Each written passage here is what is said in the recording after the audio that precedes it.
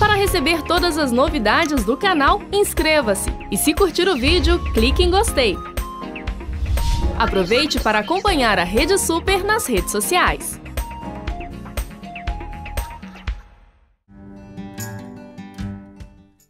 E hoje nós vamos falar sobre a Lei Brasileira de Inclusão. É isso mesmo, os brasileiros com deficiência passaram a contar essa semana com uma série de direitos garantidos pela legislação. Para falar mais sobre esse assunto, nós recebemos o meu, o seu, o nosso advogado, doutor Irlan Tello. Bom dia, tudo bem? Que bom, doutor Irlan, que você está aqui. É bom, né, a gente acordar assim, feliz, contente. É verdade. Doutor Irlan, me conta, Sim.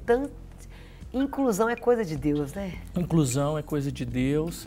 Nossa nação estava necessitando verdadeiramente de ter uma lei específica, né, para os deficientes, e a Lei Brasileira de Inclusão das Pessoas com Deficiência, ou Estatuto das Pessoas com Deficiência, ela já tem até um número, é a Lei número 13.146.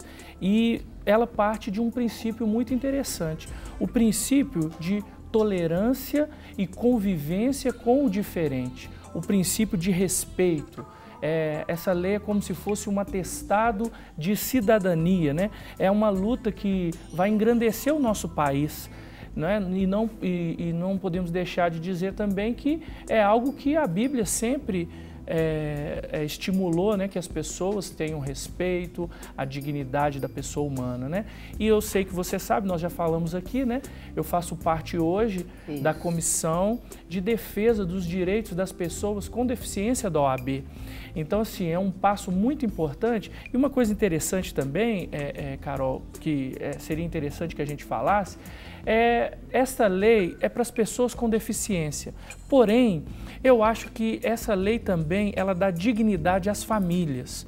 Porque uma pessoa que tem na sua família uma pessoa com deficiência, o que acontece? Essa pessoa sofre muito.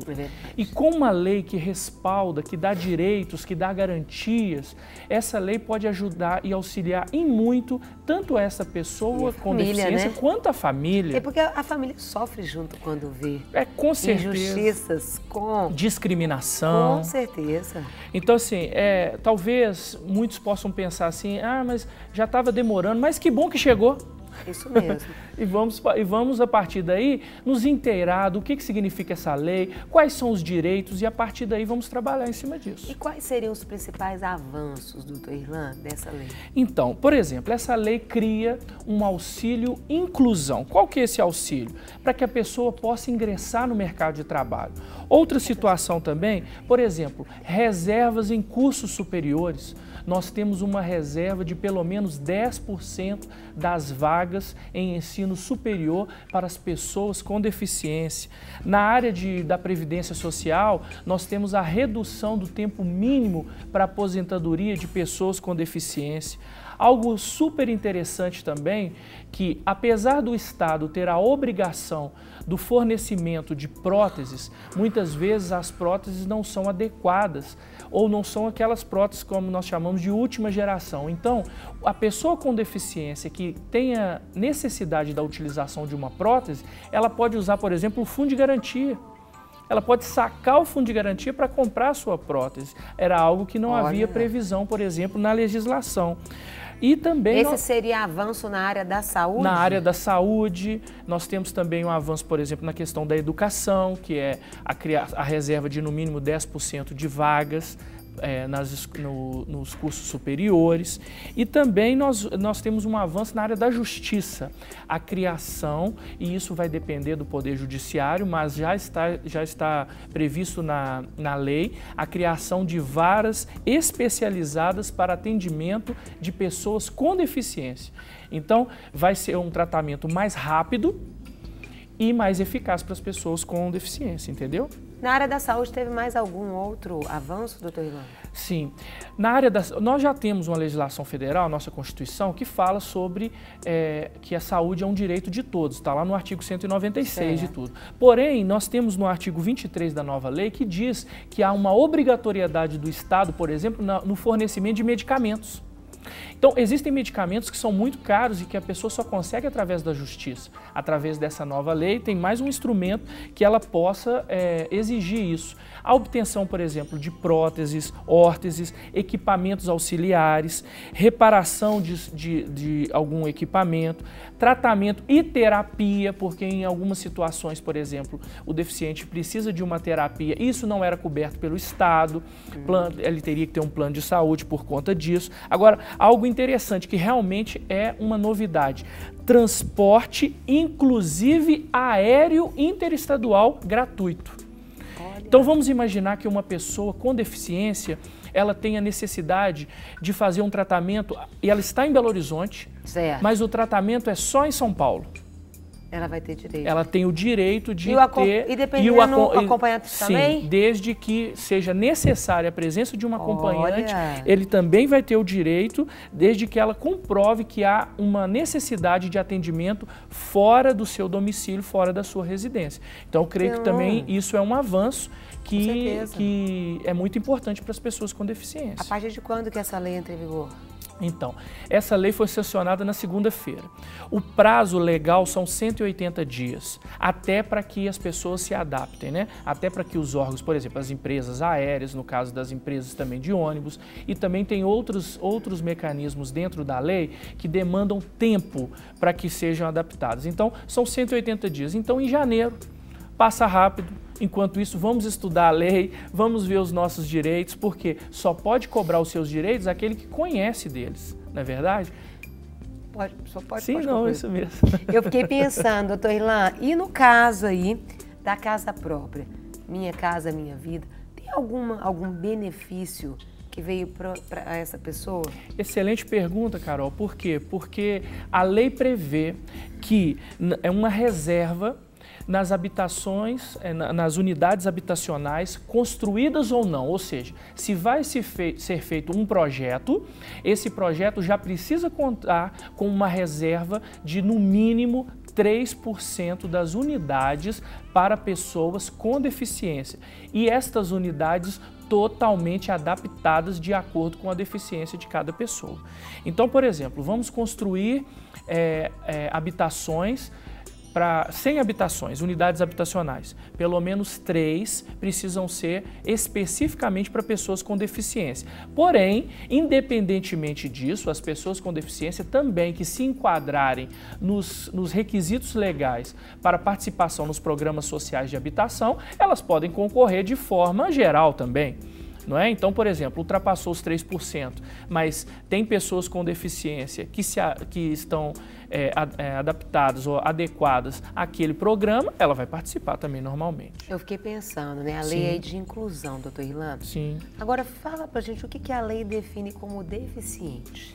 Sim, olha, segundo a ONU, a Organização das Nações Unidas, pelo menos 10% da população tem algum tipo de deficiência. Agora, para se definir a deficiência, nós podemos definir o seguinte, olha, toda perda ou anormalidade de uma estrutura ou função psicológica, fisiológica, anatômica, que gere incapacidade para o desempenho de atividade dentro do padrão normal para o ser humano. Hoje, graças a Deus, a maioria da população, nós estamos falando, por exemplo, que 90% da população mundial não tem nenhum tipo de deficiência. Mas isso pode acontecer, porque existem as deficiências que são congênitas, as deficiências que a pessoa já nasce com elas, mas também existem as deficiências adquiridas. É verdade. Acidentes de trabalho, acidentes de trânsito, tentativas de homicídio, que as pessoas perdem membros do corpo. Então, assim, todos nós, e que Deus nos livre e guarde, mas estamos sujeitos. Então, pode acontecer, então é importante conhecer os direitos. Uma pergunta, as escolas privadas também têm obrigações aí nesse novo estatuto, doutor Irlan? Também entrou nessa turma aí? Sim, Carol. Olha, nós temos que lembrar que tanto a saúde como a educação é uma obrigação do Estado e que o ente privado ele ingressa para subsidiar o que o Estado não consegue fazer. Então, por exemplo, a lei diz que as escolas privadas elas precisam assegurar aos alunos com deficiência a sua adequação e o atendimento às suas necessidades. Ou seja, precisa-se, por exemplo, adequar o currículo, precisa, por exemplo, se for algo em relação ao conteúdo, métodos, técnicas de organização. Na verdade, Carol, não sei se você já percebeu, mas o objetivo, normalmente nas escolas privadas, as escolas privadas elas procuram o quê? Formatar os alunos, todos iguais. Não é? E na verdade para facilitar o trabalho. Exatamente. E na verdade o objetivo do estatuto é justamente você tratar os desiguais de forma desigual. É individualizado. Individualizar. E eu te digo uma coisa, uma mãe, um pai, quando ele necessita de um tratamento diferenciado numa escola privada, a escola precisa ajudar.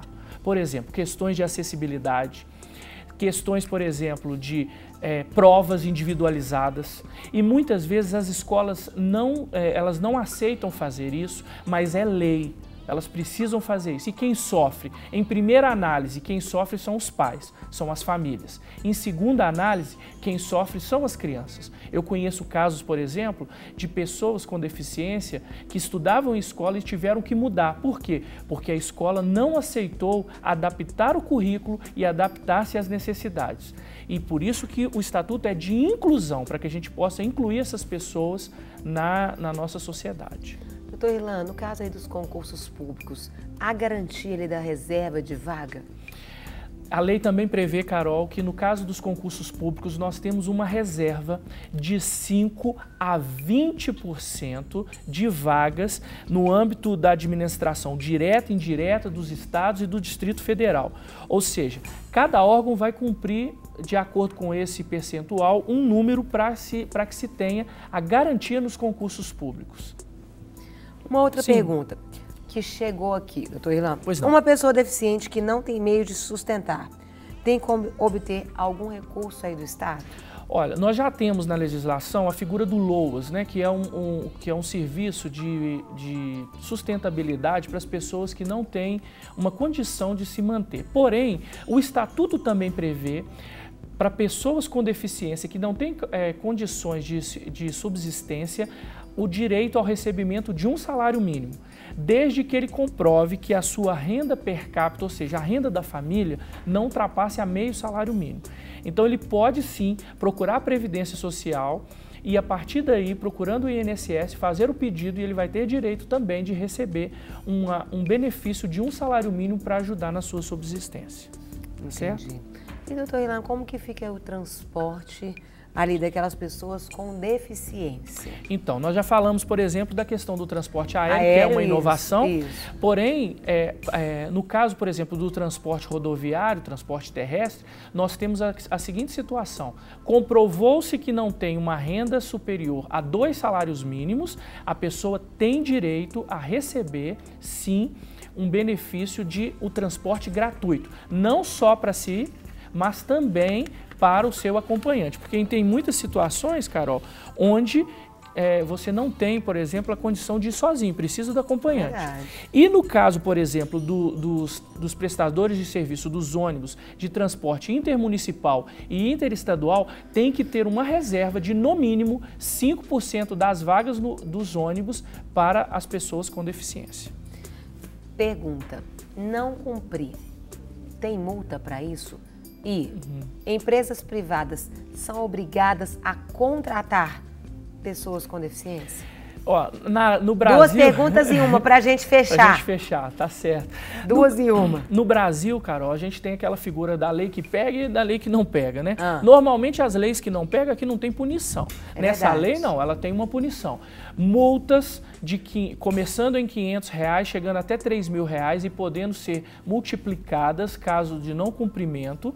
Então essas multas por descumprimento de qualquer parte da lei, elas podem ser aplicadas. E no caso das empresas, algo muito muito interessante. Você tem uma reserva de no mínimo 2% e até 5% de vagas para pessoas com deficiência ou em reabilitação na Previdência Social para as empresas privadas. Mas aí é de acordo com o número de empregados. Se for de 50 a 200 empregados, nós temos 2%. Chegando aquelas empresas que têm mais de 1.000 empregados, a 5% de vagas reservadas de acordo com a nova lei.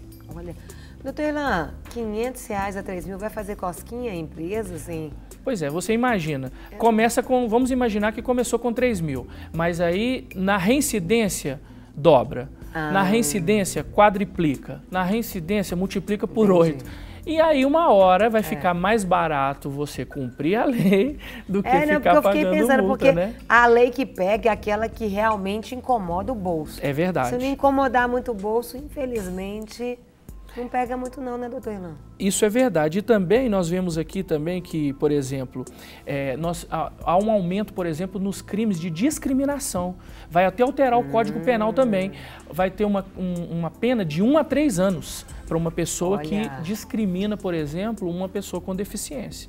Então é bom que a gente, claro que o objetivo é a inclusão, mas que a gente cumpra a legislação também, não é verdade? É correto você chamar a pessoa de deficiente? A expressão correta seria essa, doutor Irlan? Anteriormente as pessoas utilizavam a expressão pessoas portadoras com deficiência, mas isso está incorreto.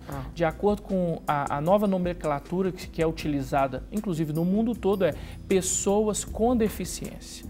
Então o correto... Tá certo? Você é uma pessoa com deficiência, isso não é ofensivo. Não, o correto é se falar dessa maneira. Porque antes a gente utilizava pessoas portadoras de deficiência, pessoas portadoras de necessidades especiais. Isso que eu ia falar. Estava lembrando disso, né? Isso, eu tava então, o nisso. correto e a nomenclatura é pessoas com deficiência. E eu quero também fazer um convite, né, para os telespectadores, que nós vamos estar meio-dia no programa Super Debate, falando também sobre a lei de inclusão. Vai ter o pastor Cássio, vai ter o Giovanni Gandra, a Michele Marins acaba participando também e a pastora Geralda, do Ministério Siloé. Ela vai estar presente também, nós vamos debater mais sobre essa lei. Doutor Irlan, muito obrigada. De nada, estamos juntos aí, né? Que bom ter o senhor aqui. Um abraço para Gi, esposa do doutor Irlan, e para todos os filhos, que são muitos. A descendência, né? Deus abençoe, te aguarda. Para receber todas as novidades do canal, inscreva-se. E se curtir o vídeo, clique em gostei. Aproveite para acompanhar a Rede Super nas redes sociais.